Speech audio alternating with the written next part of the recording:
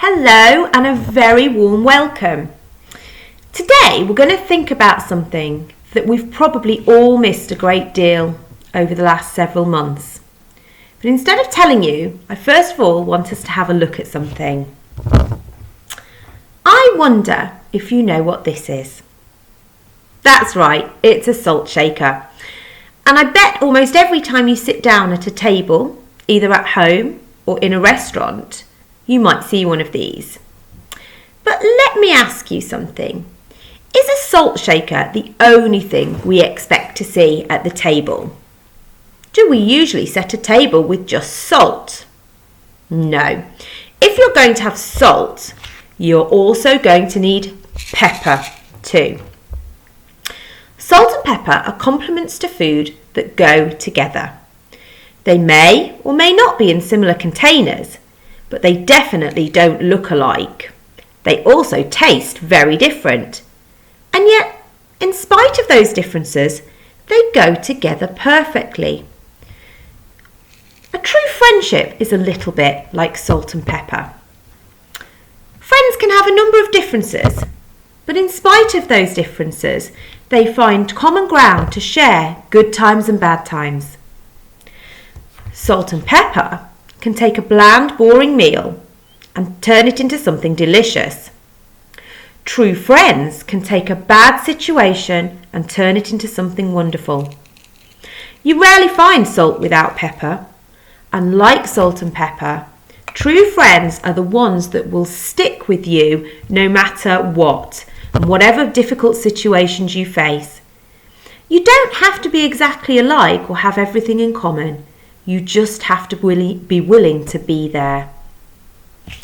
You might have guessed it. Today we're going to think about friendships. There are many questions we can wonder about when we're looking at friendship. You might want to pause the video at this point and have a think about the questions I'm about to ask, either on your own or with your family. I wonder what makes a good friend. I wonder what the hardest part about being a friend is. I wonder what the best part about being a friend is. I wonder if you have ever been a bad friend. Now, there's lots of stories in the Bible that look at friendships, and today we're going to look at one of those stories. It's the story of David and Jonathan, and it's taken from 1 Samuel 18. And I'm reading it today from the Lyons Children's Bible. David's victory over Goliath made him famous. Saul took him to stay at the palace. "He shall marry my daughter," the king said. King Saul's son, Jonathan, took an instant liking to David, and they were soon firm friends. They promised one another that they'd be friends forever, no matter what might happen. David joined the army and became a great soldier. Everybody sang his praises, and he was very popular. But this made King Saul jealous. David was engaged to Saul's daughter, Merab, but the king put off the wedding.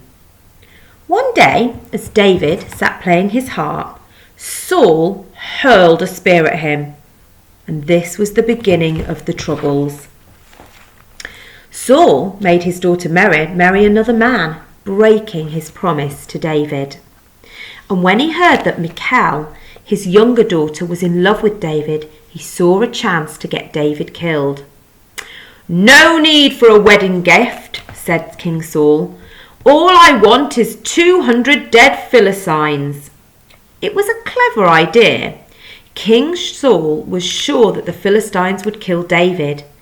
But instead, David and his men carried out the king's order, and David married Michal. Jonathan hated all this plotting. He warned David that his father was going to try and get him killed, and he pleaded with his father, the king, to change his mind and spare David. Saul agreed, but then he broke his word. As David was playing his harp again another evening, King Saul's spear whistled past his head and stuck quivering in the wall. it was no longer safe for David to be at the palace. That night, Michal helped David escape by putting a rope down from the window, and when the guards were not looking, David climbed down and escaped. Jonathan and David said a very sad goodbye. They were never to meet again. From then on, David was an outlaw living in the hills. He gathered a band of men and moved from place to place, finding whatever food they could. Danger was never ever far away. Sometimes King Saul's men were so close that escape seemed impossible. But God was still with David, keeping him safe until the time came for him to become king. Once, King Saul came alone and unarmed to the entrance of the cave where David and his men were hiding. The king was at his mercy, but David refused to harm him. Several times people told the king where David was hiding, and King Saul came to hunt him out. One night he camped very close by with his army. In the dead of night, David and 2 of his men crept into the camp, past the guard, and stood exactly where King Saul lay sleeping with his spear next to him. "Kill him now and end your troubles," whispered David's men. "God has given him to you." But David said, "I will never harm the man who God has chosen as king. Let him die in God's own time." No one saw them leave the camp, taking Saul's spear and water jar with them. When they were a good distance away, David gave out a great shout that woke the whole camp. "Fine guards you are," he said. "You should take better care of your king. Look, here is his spear." Saul awoke and knew that voice. It was David's, and David had spared his life. King Saul was ashamed that he had treated David so badly, and for a while he left David alone. But not for long. Nowhere in Israel was safe now, so David pretended to be on the side of the Philistines. He was there when the Philistines marched north to start war with Israel, and a terrible battle took place on the mountains of Gilboa. Jonathan died that day with the rest of King Saul's sons. The king was so badly wounded that he fell on his own sword rather than be taken alive by the enemy. The whole nation mourned. David was full of sorrow when he heard the news. He lifted his voice in great lament. "Saul and Jonathan, beloved and lovely, in life and in death they were not divided. How are the mighty fallen in the midst of battle?" And David cried for his friend Jonathan until he could cry no more. Well, goodness, there is a great deal going on in that story. I wonder what you think about David and Jonathan's friendship. For me, the story of David and Jonathan is a story of enduring friendship. And even when it faces really difficult challenges, David and Jonathan became deep, close friends. And that was despite Jonathan's father, King Saul, wanting to kill him. There are many other positive points about friendship in the story of David and Jonathan. One thing the story might have made you think about is that a true friend is not selfish, because they care about you. And even if it means they have to move away and not be with you, they will still remain your friend.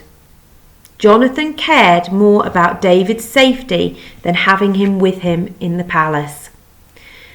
Telling David the truth about his father wanting to kill him meant that David had to move away from Jonathan. But Jonathan, he wasn't selfish, and he told David what was going to happen so that he would be safe. There's lots of other aspects of friendship in this story, and maybe you'd like to share your thoughts about what's happening with the people around you. A final thought on friendship before we say our prayer today is that we all need our friends and our friends need us. We should try to be trustworthy and not repeat things that they've told us in private, and expect them to do the same for us. They should know that when we might need their help, we'll be there, or they should be there for us and we will be there for them. And remember, if we want to be godly, then we need to be good and loyal friends to others. Now, let's say a prayer. Dear Lord, teach us to love others the way you first loved us. As we build relationships with others, remind us to have a compassionate heart and help us see situations from every perspective and treat others as they would want to be treated and we would want to be treated ourselves. Give us a friendly and kind spirit and let us always welcome our friends with a smile. Heavenly Father, help us to be true and reliable friends. Give us strength and courage to be there for our friends in times of need and difficulty, as well as in those times of happiness and joy. Loving Lord, thank you for being our true friend, who is always there to love us and guide us and support us. We know that we are not always perfect friends, Lord, but also know that you will show us the way to be the very best and true friends we can be. Amen. Thank you so much for taking the time to share in this story with me today. If you would like to do any friendship-based activities, please do look on the St Mary's websites for some ideas and activity sheets we've put up there. And if you do make anything, we would love for you to send your pictures. Have the most wonderful week, everybody. God bless, and I will be back soon with another story. Bye-bye.